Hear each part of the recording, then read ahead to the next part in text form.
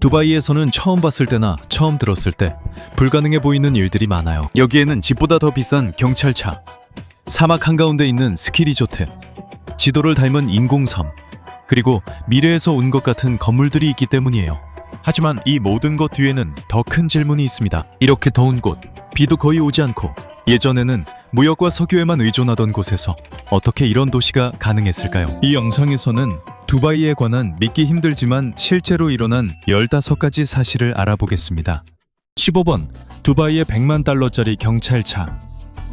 대부분의 나라에서는 경찰이 일반 세단이나 SUV를 사용합니다. 하지만 두바이에서는 보통 자동차 쇼에서만 볼 수 있는 순찰차들이 있습니다. 그들의 경찰차에는 람보르기니 아벤타도르, 페라리 FF 에스턴 마틴 177, 벤틀리 컨티넨탈 GT, 맥라렌 MP4 CBC, BMW i8, 그리고 부가티 베이론이 포함되어 있습니다. 두바이 경찰의 부가티 베이론은 기네스 세계 기록에 의해 실제로 사용되는 가장 빠른 경찰차로도 인정받았습니다. 이 차량은 시속 400km가 넘는 속도까지 낼 수 있습니다.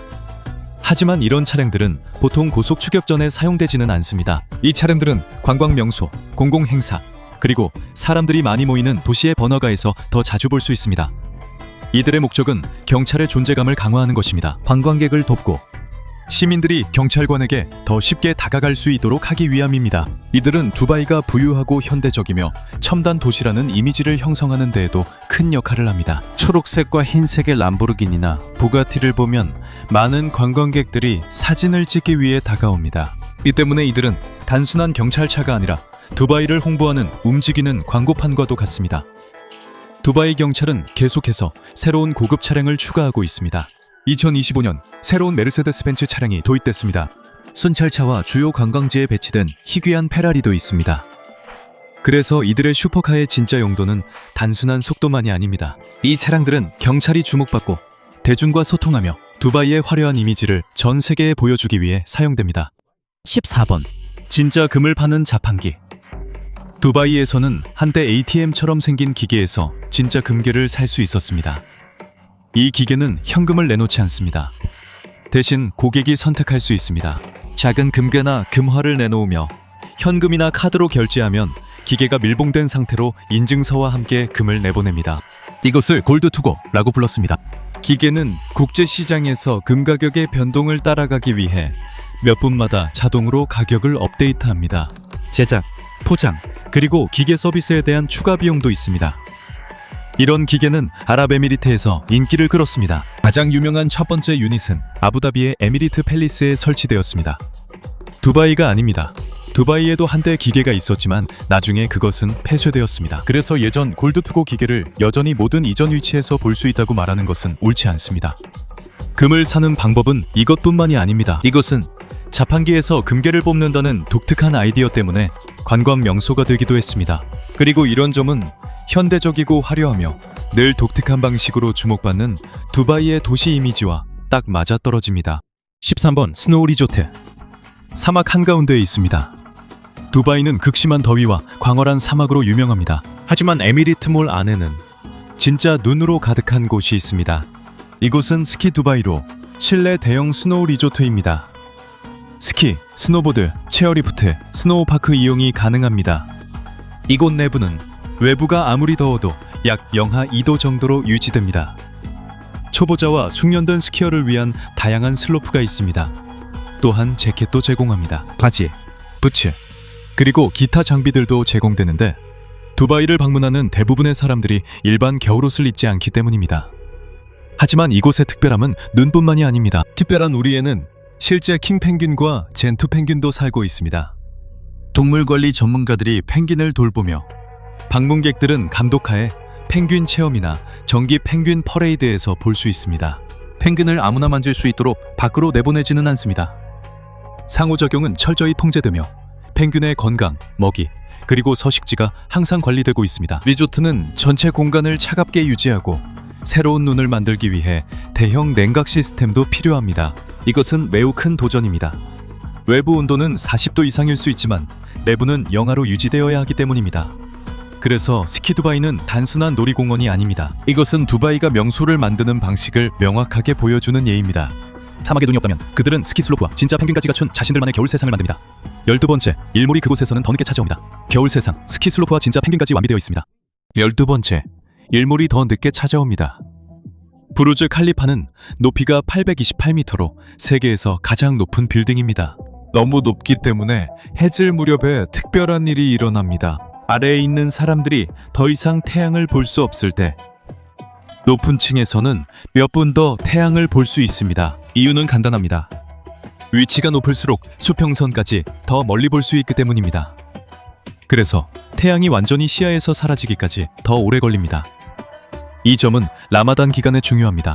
이 기간 동안 무슬림들은 새벽부터 해질 때까지 음식이나 음료를 섭취하지 않습니다. 그래서 정확한 해질 시간이 그들이 금식을 끝낼 수 있는 시점을 알려줍니다. 해가 더 늦게 지기 때문에 높은 층에 사는 사람들은 80층 이상에 있을 경우 2분을 더 기다려야 한다고 보고되었습니다. 그리고 150층에 있는 사람들은 식사를 하기 전에 약 3분을 더 기다려야 합니다. 즉, 같은 건물에 있는 두 사람이 해지는 시간이 약간 다를 수 있다는 뜻입니다. 부르즈 할리파는 자체적인 시간대를 만들지 않습니다. 하지만 이처럼 높은 건물에서는 위와 아래에서 해지는 시간이 작지만 중요한 차이가 생깁니다.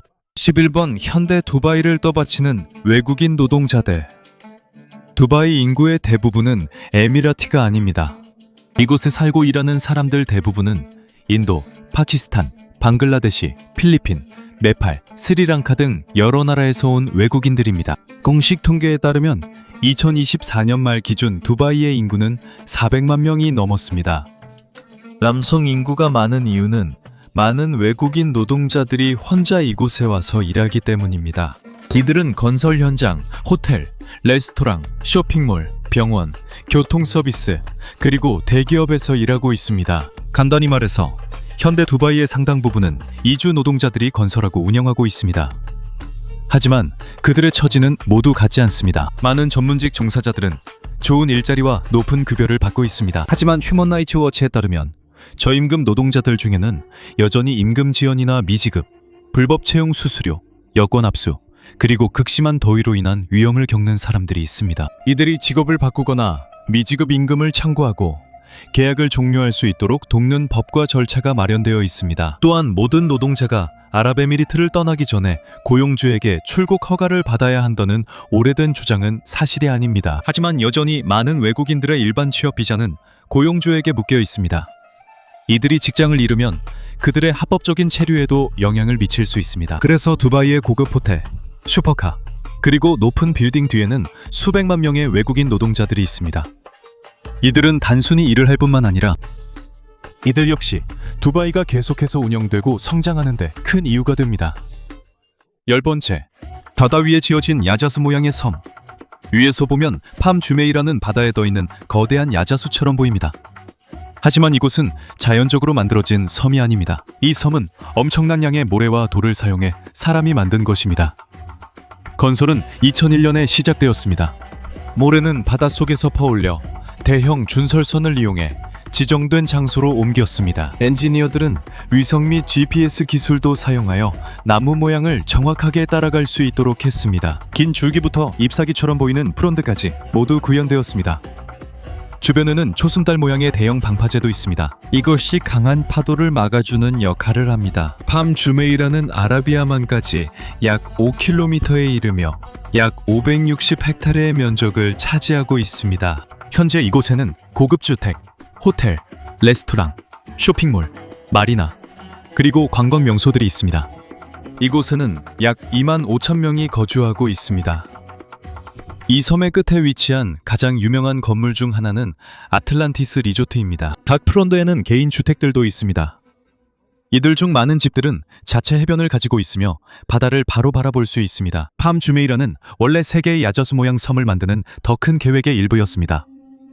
하지만 팜 제베랄리를 완전히 포기했다고 말하는 것은 옳지 않습니다. 수차례 지연된 끝에 이 프로젝트는 다시 부활하여 새로운 인프라 공사가 시작되었습니다. 이 섬은 팜 주메이라보다 더 크며 100km가 넘는 새로운 해안선을 조성할 계획입니다. 팜 주메이라에서 두바이는 단순히 바닷가에 건물을 세운 것만이 아닙니다. 그들은 해안선의 형태 자체를 바꾸고 하늘에서도 볼 수 있는 새로운 땅을 만들어냈습니다. 9번째, 무역항에서 세계적인 도시로 성장한 두바이. 50년이 조금 넘은 과거만 해도 두바이는 지금 우리가 보는 현대적인 도시와는 거리가 멀었습니다. 당시에는 부르즈알리파, 대형 쇼핑몰, 인공섬, 그리고 길게 늘어선 마천루들도 없었습니다. 하지만 단순한 어촌마을도 아니었습니다. 두바이 크릭은 오랫동안 어업, 진주 채취, 그리고 무역의 중심지였습니다. 이곳에는 인도, 페르시아, 그리고 지역의 다른 곳에서 온 상품을 실은 배들이 정박하곤 했습니다. 1966년에 두바이에서 석유가 발견되면서 큰 변화가 시작되었습니다. 2006년에 석유 수출이 본격 시작됐습니다. 1969년 정부는 석유에서 얻은 수익을 도로, 항만, 공항, 학교, 병원 등 다양한 중요한 인프라를 건설하는 데 사용했습니다. 하지만 두바이의 석유 매장량은 아부다비에 비해 훨씬 적었습니다. 그래서 두바이의 지도자들은 평생 석유에만 의존해서는 안 된다는 것을 일찍이 깨달았습니다. 그들은 무역, 관광, 항공, 부동산, 금융 서비스, 국제 비즈니스를 확장했습니다. 그리고 대형 항만, 자유무역지대, 현대적인 공항을 건설했습니다. 항만, 고급 호텔, 그리고 전 세계의 이목을 끌만한 프로젝트들도 추진했습니다. 인구도 빠르게 증가했습니다. 2024년 말에는 두바이에 거주하는 인구가 400만 명을 넘을 것으로 추정됩니다. 두바이 국제공항은 세계에서 가장 큰 국제여행 허브 중 하나가 되었습니다. 2025년에는 9,500만 명이 넘는 승객을 기록했습니다. 불과 몇십 년 만에 두바이 크릭 주변의 낮은 건물들은 유리로 된 고층 빌딩, 고속도로, 리조트, 그리고 바다 위에 새로 조성된 포지로 대체되었습니다. 두바이의 발전이 오직 석유 때문만은 아니었습니다. 석유는 반지 자본이 되었고 두바이는 석유가 고갈되기 전에 다른 수익원을 만들었습니다. 그래서 두바이에서 가장 인상적인 부분은 단순히 건물의 높이만이 아닙니다. 이것은 작은 무역항에서 세계에서 가장 유명한 도시 중 하나로 변화한 속도입니다. 8번째, 두바이는 비를 늘리기 위해 과학을 사용합니다. 아랍에미리트에는 자연적으로 내리는 비가 거의 없습니다. 그래서 이 나라에서는 담수화가 매우 중요합니다. 담수화는 바닷물에서 소금을 제거해 깨끗한 물로 만드는 과정입니다. 하지만 아랍에미리트는 비를 늘리기 위해 인공강우도 사용합니다. 인공강우는 맑은 하늘에서 구름을 만들 수는 없습니다. 먼저 적절한 양의 수분을 가진 구름이 존재해야 합니다. 기상 전문가들이 적합한 구름을 발견하면 특수 항공기를 보냅니다. 이 항공기는 작은 입자들을 방출합니다. 보통 소금 기반의 물질을 구름 근처에 뿌립니다. 이 입자들은 작은 물방울들이 서로 뭉치도록 도와줍니다. 이 물방울들이 커지고 무거워지면 비로 내릴 가능성이 더 높아집니다.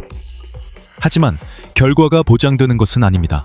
이것은 여전히 구름의 종류, 바람, 온도, 그리고 수분의 양에 달려 있습니다.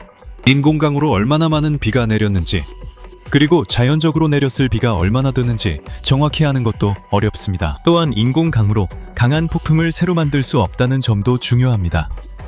이는 버튼을 누르면 곧바로 비가 내리는 단순한 과정이 아닙니다. 이것은 기존 구름에서 비를 더 내리게 하려는 한 방법일 뿐입니다. 덥고 건조하며 물에 대한 수요가 계속 증가하는 나라에서는 가능한 모든 추가 강우가 매우 중요합니다. 그래서 두바이는 쇼핑몰 안에서 눈을 만들고 있지만 UAE는 밖에서 과학을 이용해 진짜 구름에서 더 많은 물을 얻으려고 시도하고 있습니다. 7번, 두바이에 급속한 건설 붐이 일던 2005년부터 2008년까지는 어디를 봐도 크레인이 서 있었습니다. 부르즈 할리파, 두바이 마리나, 팜 주메이라, 그리고 수많은 호텔, 오피스, 주거타워들이 동시에 지어지고 있었습니다. 이 때문에 당시 두바이에 전 세계 건설 크레인의 거의 25%가 몰려있다는 주장이 퍼졌습니다. 하지만 그 정확한 숫자를 뒷받침하는 확실한 기록은 없습니다. 건설 전문가들조차도 그 유명한 주장이 아마 과장되었을 것이라고 말했습니다. 분명한 것은 그 당시 두바이가 세계에서 가장 큰 건설 현장 중 하나였다는 점입니다. 수백 대의 크레인이 동시에 작업하고 있었습니다. 많은 건물들이 빠르게 지어졌는데 두바이가 단 몇 년 만에 도시의 모습과 경제를 바꾸고 싶었기 때문입니다. 대부분의 힘든 일은 이주 노동자들이 했습니다. 남아시아, 동남아시아, 그리고 다른 나라들에서 온 사람들이었습니다. 그들은 콘크리트를 붓고 철근과 유리를 설치했으며 극심한 더위 속에서 높은 건설 현장에서 일했습니다. 하지만 2008년 글로벌 금융위기가 닥치자 모든 것이 갑자기 느려졌습니다. 부동산 시장이 붕괴되고 일부 프로젝트가 중단되었으며 많은 크레인이 스카이라인에서 사라졌습니다. 결국 건설이 다시 시작되었고 두바이에서는 지금까지도 새로운 개발이 빠르게 계속되고 있습니다. 그래서 전 세계 건설 크레인의 25%라는 정확한 주장은 사실이 아닐 수도 있습니다. 하지만 그 당시 크레인의 수는 현대 두바이의 엄청나게 빠른 건설 속도를 상징하는 것이었습니다. 6번 도시처럼 느껴지는 쇼핑몰입니다. 두바이몰은 단순히 쇼핑만을 위한 곳이 아닙니다.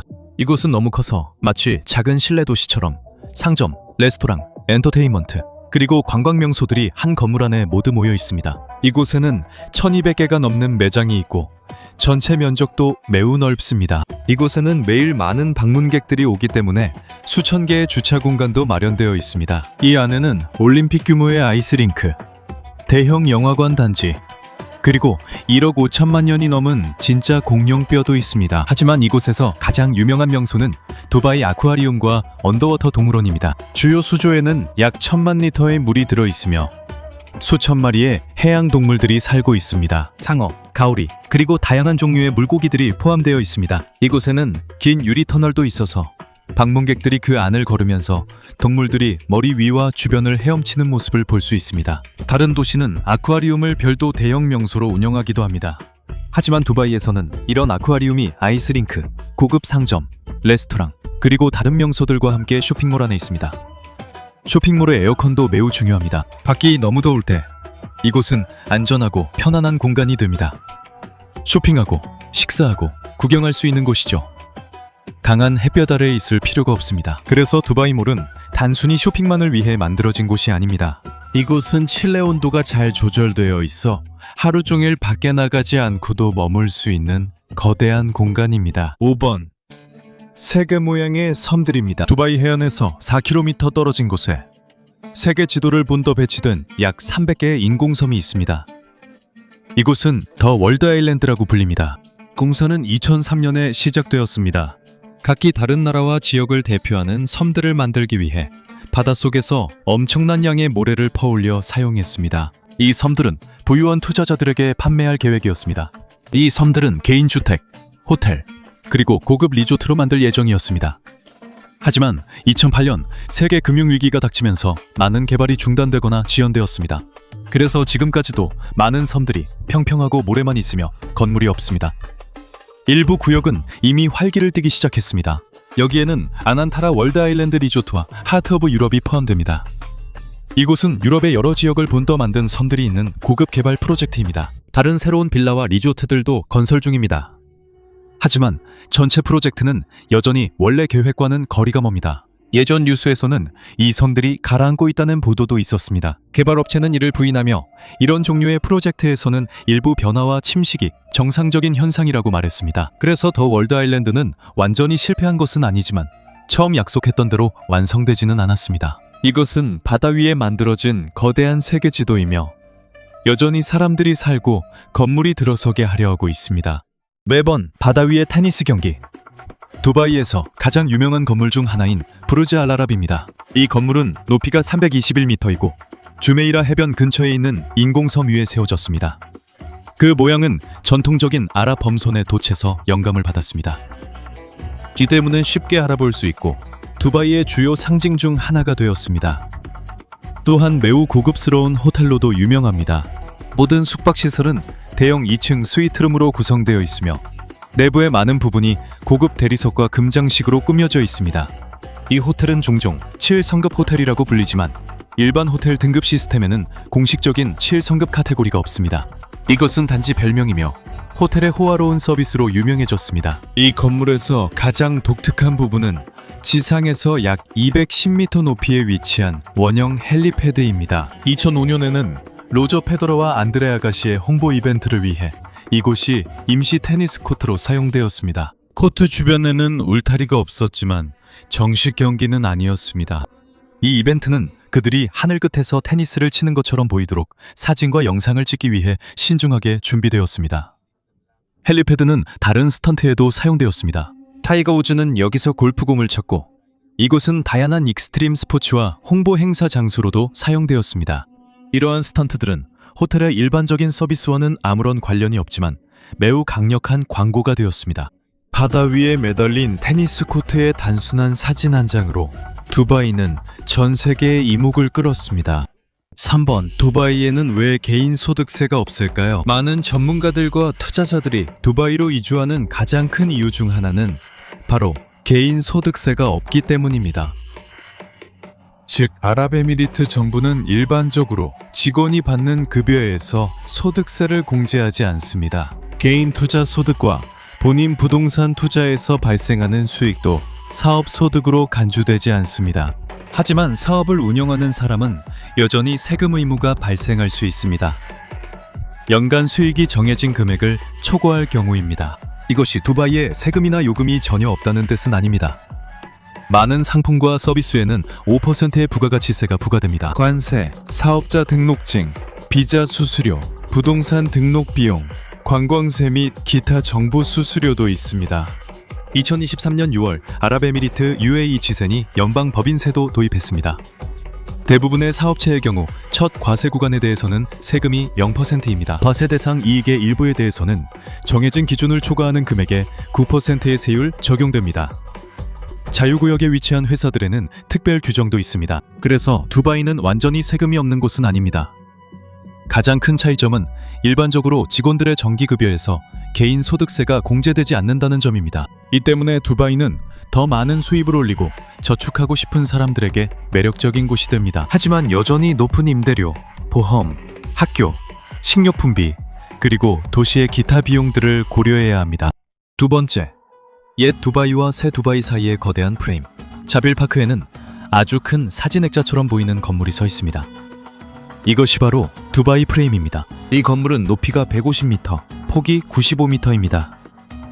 두 개의 높은 타워가 위쪽에 거대한 스카이 브리지로 연결되어 있습니다. 이 건물이 세워진 이유는 독특한 형태 때문만이 아닙니다. 두바이의 두 가지 다른 모습을 보여주기 위해 위치도 신중하게 선택되었습니다. 한쪽에서는 두바이 크릭 주변과 전통적인 동네를 포함한 도시의 오래된 부분을 볼 수 있습니다. 반대편에서는 고속도로, 고층 빌딩, 대규모 개발로 가득한 현대적인 두바이를 볼 수 있습니다. 이곳은 과거와 현재를 나누는 거대한 창문과도 같으며 방문객들은 스카이덱에 올라가 유리바닥을 걸을 수도 있습니다. 일부 구역에서는 바로 발 아래의 땅을 직접 볼 수 있습니다. 하지만 이 디자인은 논란이 되기도 했습니다. 건축가 페르난도 도니스는 2009년 국제 디자인 공모전에서 우승한 후 자신의 제안에서 이 개념이 나왔다고 말했습니다. 그에 따르면 자신에게 정당한 공로 인정이나 보상 없이 구조물이 건설됐다고 합니다. 프로젝트 관련자들은 이 분쟁에 대해 서로 다른 입장을 보였습니다. 그럼에도 두바이 프레임은 도시의 대표 명소가 되었습니다. 이 구조물은 스카이라인만 보여주는 것이 아닙니다. 이 구조물은 또한 두바이가 불과 몇십 년 만에 얼마나 크게 변했는지도 보여줍니다. 첫 번째, 빈 공간을 중심으로 설계된 건물입니다. 두바이의 현대적인 스카이라인 한가운데에는 다른 건물과 비교하기 힘든 건물이 있습니다. 이곳이 바로 2022년 2월 22일에 공식적으로 개장한 미래박물관입니다. 이 건물은 높이가 77m이고 중앙에 큰 구멍이 있는 원형 모양입니다. 외관은 첨단 로봇 공정을 통해 제작된 1024개 스테인리스 스틸 패널로 이루어져 있습니다. 외관에 있는 아랍어 글씨처럼 보이는 무늬들은 단순한 장식이 아닙니다. 이것들은 셰이크 모하메드 빈 라시드 알 막툼의 지식, 상상력, 그리고 미래 창조에 관한 발언에서 나온 단어들입니다. 또한 이 무늬들은 창문 역할도 합니다. 낮에는 자연광이 이곳을 통해 들어옵니다. 밤에는 글자들이 빛나면서 건물의 형태가 더욱 두드러집니다. 이 건물의 세 가지 주요 부분에도 분명한 의미가 있습니다. 원형 건물은 인간을 상징합니다.